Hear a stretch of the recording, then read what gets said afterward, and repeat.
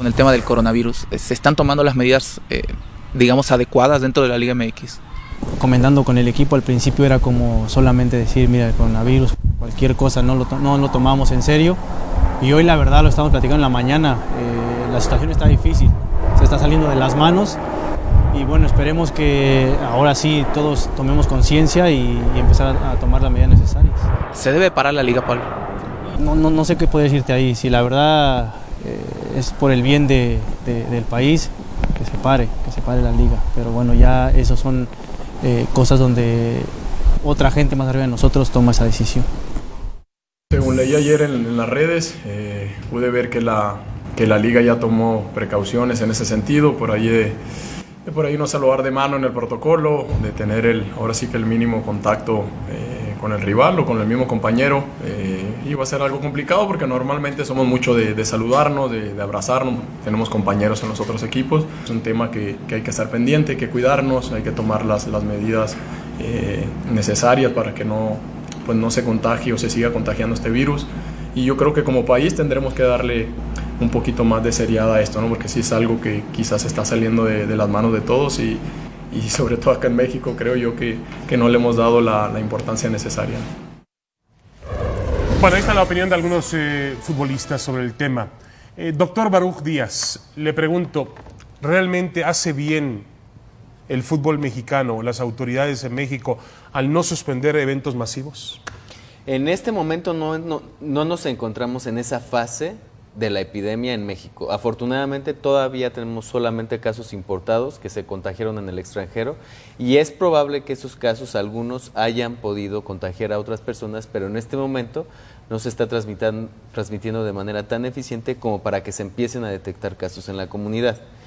En el momento en que se empiece a detectar casos en la comunidad, ya tendremos que estar hablando de distanciación social, distanciamiento social, cancelación de eventos masivos, ¿no? Algunos podrán darse en una menor cantidad de personas y este tipo de medidas. Pero hasta el momento todavía hay que encontrar ese balance entre lo que puede perjudicar o una sobrereacción que nos pueda perjudicar económicamente, en fin, otro tipo de medidas que puedan perjudicar a otra parte de la economía importante para hacer frente a este tipo de pandemias y la baja reacción. Entonces, ese balance es el que en este momento, en estos siguientes 15 días, 2 semanas, vamos a tener que estar jugando con él y viendo de qué manera es que podamos reaccionar ante esta posible transmisión en la comunidad. Ustedes los médicos siempre hablan de prevención, que la prevención es fundamental. ¿No entra esa palabra aquí? Prevenir. Exactamente. Porque Estados Unidos y otros países veo que están previniendo. No, de hecho Estados Unidos ahorita ya no está en la fase de preparación, ya está en la fase de acción ante la epidemia que está viviendo. Hay que tener bien claro que países como el Reino Unido, como España, Francia, Italia, Alemania, Estados Unidos y Canadá ya tienen transmisión comunitaria. Entonces, por eso es que ya están empezando a cancelar eventos masivos de manera importante. No así el caso de México, por ejemplo, en donde todavía no se ha detectado esa parte. Entonces, sí es muy importante diferenciarlas porque ese tipo de medidas vienen en la siguiente fase. Ahora, no solamente el gobierno de México tiene la responsabilidad. Hay otros 2 actores involucrados en la preparación de una pandemia y otras 2 fases involucradas. La preparación involucra a la sociedad civil organizada, por un lado, la iniciativa privada y el gobierno de México. La iniciativa privada deberá de implementar medidas y planes de mitigación en caso de contingencia y proponerlos a la autoridad para conciliarlos, igual que la sociedad civil. En este caso, por ejemplo, algunas universidades en México ya se han pronunciado y ya han generado reacciones que son parte importante de la reacción y la preparación ante una posible epidemia aquí en México. Por ejemplo, hoy el TEC de Monterrey se pronunció a que ya en en unos días va a suspender todas las clases y esa decisión la tomó de manera consensuada con su panel de expertos de la universidad. Entonces, lo mismo estaremos viendo en los siguientes días con algunos dueños, algunas compañías dueñas de equipos de fútbol, en este caso, que esperemos que ya estén en este proceso de planificación y planeación y presentación de sus planes de mitigación en caso de contingencia, que incluirán este tipo de medidas extremas. Doctor,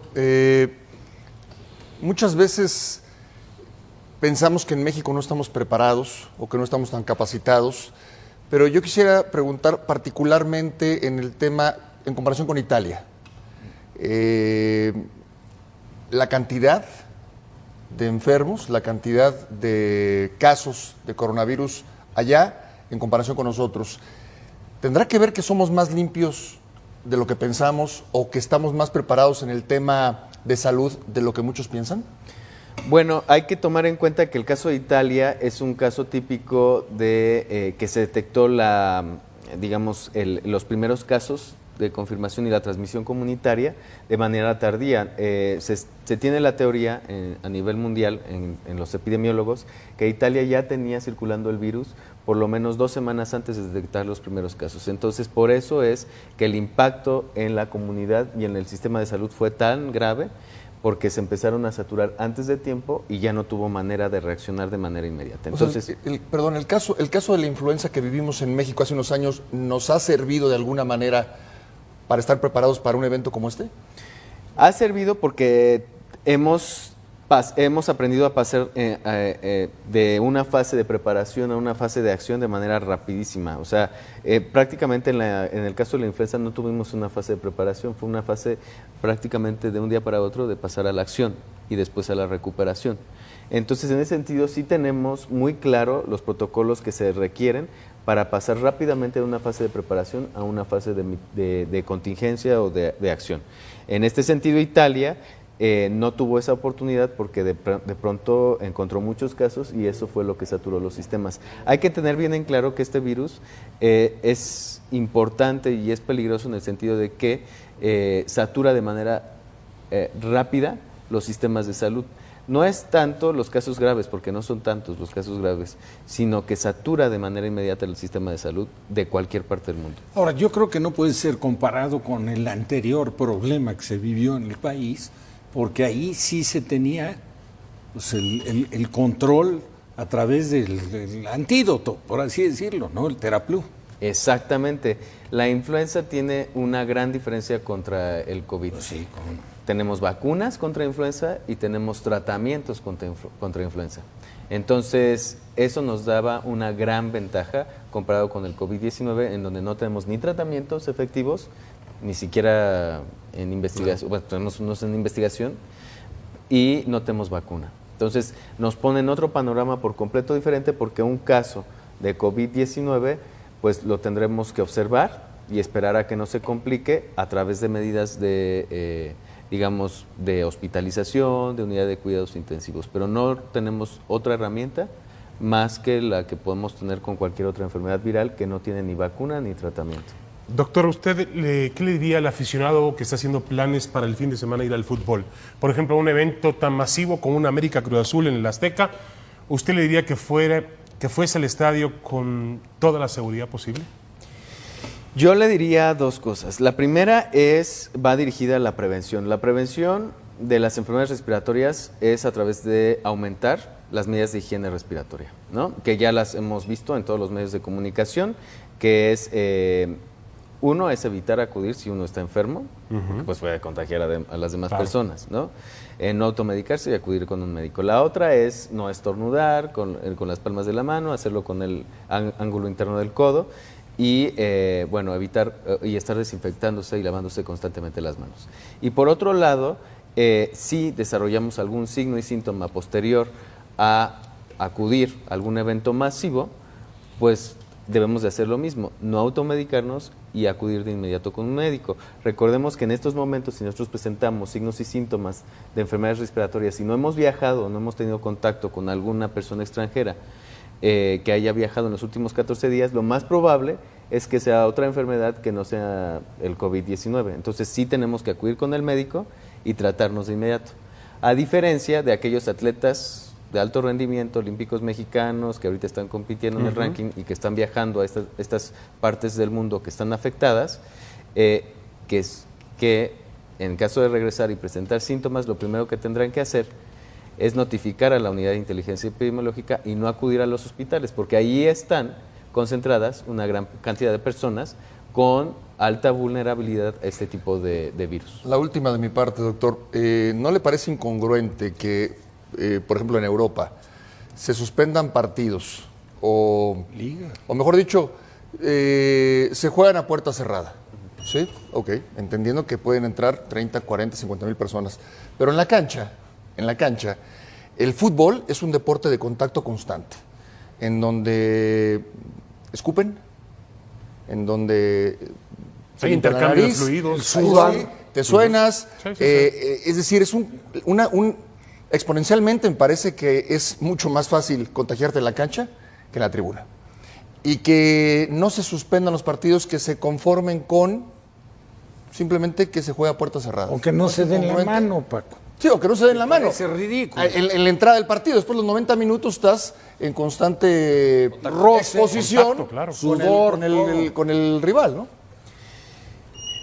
Es muy pronto, realmente no tenemos datos, no contamos con datos científicos que nos pudieran apoyar este tipo de cancelaciones, incluso para que no se jueguen ni siquiera a puerta cerrada.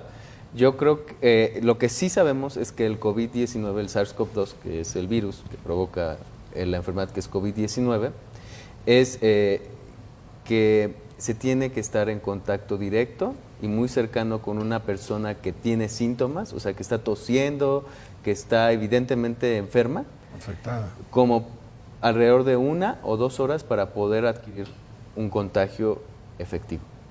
Entonces, los jugadores, tengo entendido que pues la gran mayoría tiene un buen estado de salud física cuando lleva a cabo una actividad física. Tienen defensas, de este tipo. tienen más defensas que una persona común y corriente. Es Bueno, un atleta. Para estar corriendo por 60 minutos seguido, sí. entonces tiene que tener una Una capacidad preparación física, física, claro.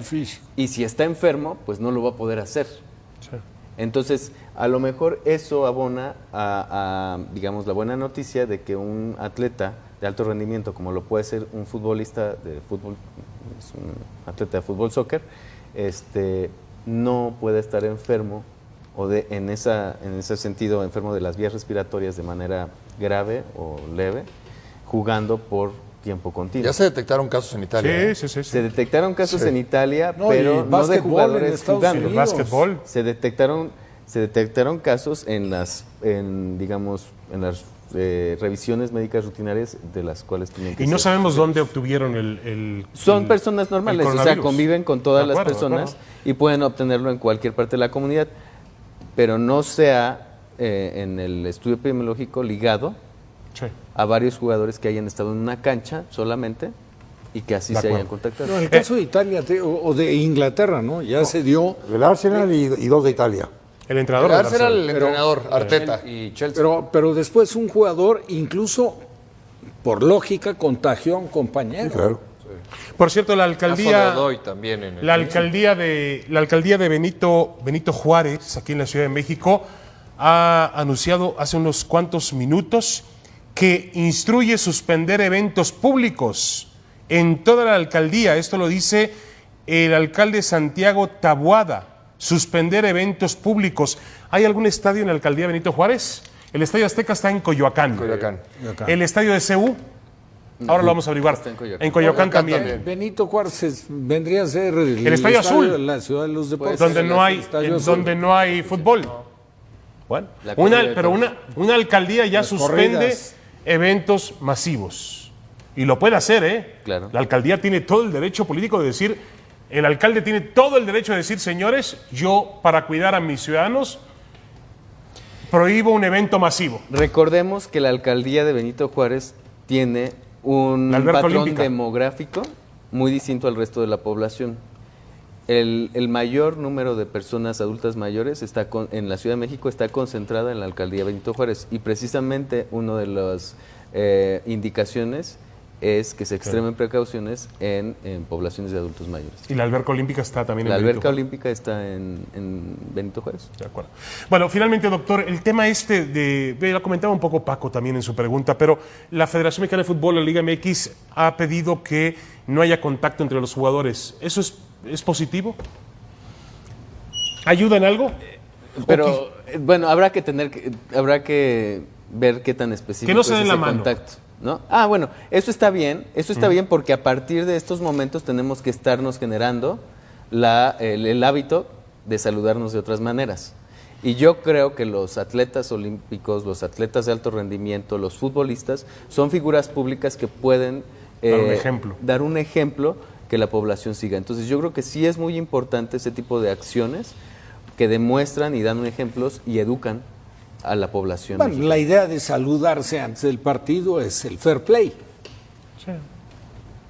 Pues no es otro, porque seguramente habrá muchos contendientes que quisieran no darse ni la mano. De acuerdo.